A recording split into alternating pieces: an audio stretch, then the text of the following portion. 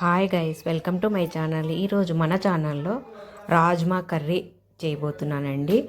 చాలా healthy food, చాలా fibre ఉంటుందండి. ఇది చాలా బాగా ఉంటుందండి. రైస్లోకి కానీ రోటీస్లలోకి కానీ చాలా బాగా ఉంటుందండి. దీన్ని ఎలా చేయాలనేది చూపిస్తాను, చూడండి. ముందుగా రాజ్మాని రాత్రే నానబెట్టుకోవాలండి. ఉదయం చేసుకోవాలంటే రాత్రే నానబెట్టుకోవాలి, నైట్ చేసుకోవాలంటే ఉదయం నానబెట్టుకోవాలండి. ఇలా 10 గంటల దాకా నానబెట్టిన రాజ్మాని పెట్టుకోవాలండి. తర్వాత మెంతాకు సన్నగా తరిగి పెట్టుకున్నానండి. తర్వాత ఉల్లిపాయలు సన్నగా తరిగి పెట్టుకున్నా, టమోటా ముక్కలు కూడా సన్నగా తరిగి పెట్టుకున్నానండి. జీడిపప్పుని నానబెట్టుకున్నానండి. ఇలా అన్నిటినీ కట్ చేసి పెట్టుకున్నాను. తర్వాత నానిన రాజ్మాని కుక్కర్లో వేసి 10 విజిల్స్ వచ్చేంత దాకా ఉడికించుకోవాలండి. ఎందుకంటే ఇవి కొంచెం లేటుగానే ఉడుకుతాయండి. అందుకు మనము ఎక్కువ విజిల్స్ పెట్టి ఉడికించుకోవాలండి. అప్పుడే ఇవి మెత్తగా ఉడుకుతాయండి. తర్వాత అవి ఉడికే లోపల మనము ఒక కడాయి పెట్టుకొని, కడాయి వేడెక్కిన తర్వాత నూనె వేసుకోవాలండి. కూరకు తగినంత నూనె వేసుకోవాలండి. ఇలా నూనె వేడెక్కిన తర్వాత మనము జీలకర్ర వేసినానండి. జీలకర్ర చిటపటలాడిన తర్వాత పచ్చిమిర్చిని సన్నగా తరిగి పెట్టుకున్నాను, వాటిని కూడా వేసుకున్నానండి.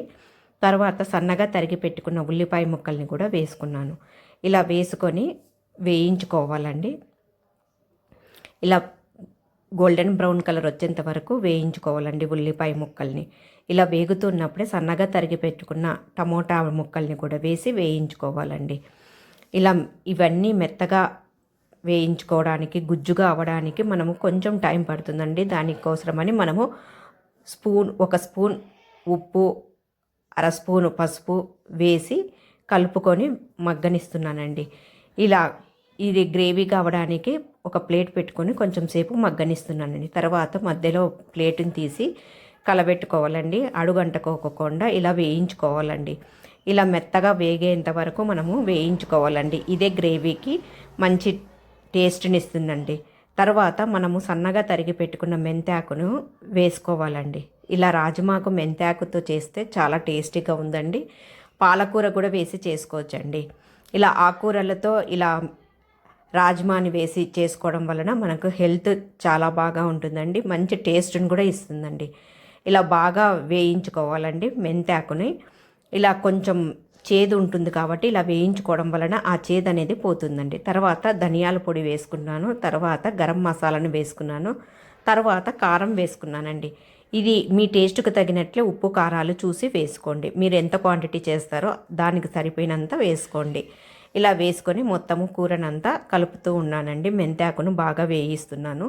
ఇలా వేగుతూ ఉన్నప్పుడే మనము అల్లం వెల్లుల్లి పేస్ట్ కూడా వేసి పచ్చివాసన పోయేంత వరకు వేయించుకోవాలండి. ఇలా మనం మసాలాను సిమ్లో పెట్టుకొని వేయించుకోవాలండి. అప్పుడే బాగా వేగుతాయండి. మనకు ఎక్కువ సేపు టైం పడుతుందండి కొంచెం వేగడానికి.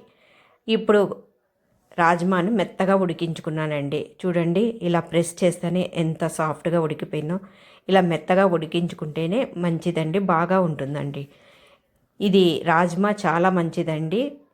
తర్వాత మనము జీడిపప్పును నానబెట్టుకున్నాను కదండి, అది మిక్సీలో వేసి పేస్ట్ చేసుకున్నానండి. ఆ గ్రేవీని ఇందులోకి వేస్తున్నానండి. ఇలా ఆ పేస్ట్ని ఈ గ్రేవీలోకి వేసి కలుపుకోవడం వలన టేస్ట్ అనేది బాగా ఉంటుందండి.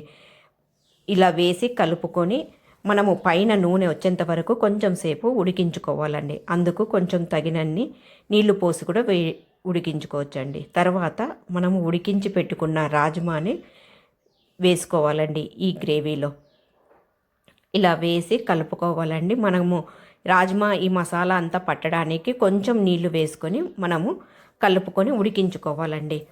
ఇలా మెంతాకులో రాజ్మాని వేసి ఉడికించుకోవడం వలన మనం వేసిన మసాలాలంతా ఈ రాజ్మాకు పట్టి చాలా టేస్టీగా వస్తుందండి. నూనె పైన తేలేంత వరకు ఉడికించుకోవాలండి. చూడండి, ఈ విధంగా నూనె పైకి తేలిన తర్వాత డిష్ అవుట్ చేసుకోవచ్చండి. తర్వాత ఇలా నేను డిష్ అవుట్ చేసుకుంటున్నానండి. ఇలా చేసుకొని మనం రోటీస్లకి కానీ రైస్లోకి కానీ తీసుకుంటే చాలా మంచిదండి. నేను పైన గార్నిష్ కోసము ఫ్రెష్ క్రీముతో డెకరేషన్ చేసినానండి. చాలా బాగా ఉంటుందండి ఇలా సర్వ్ చేయడం వలన.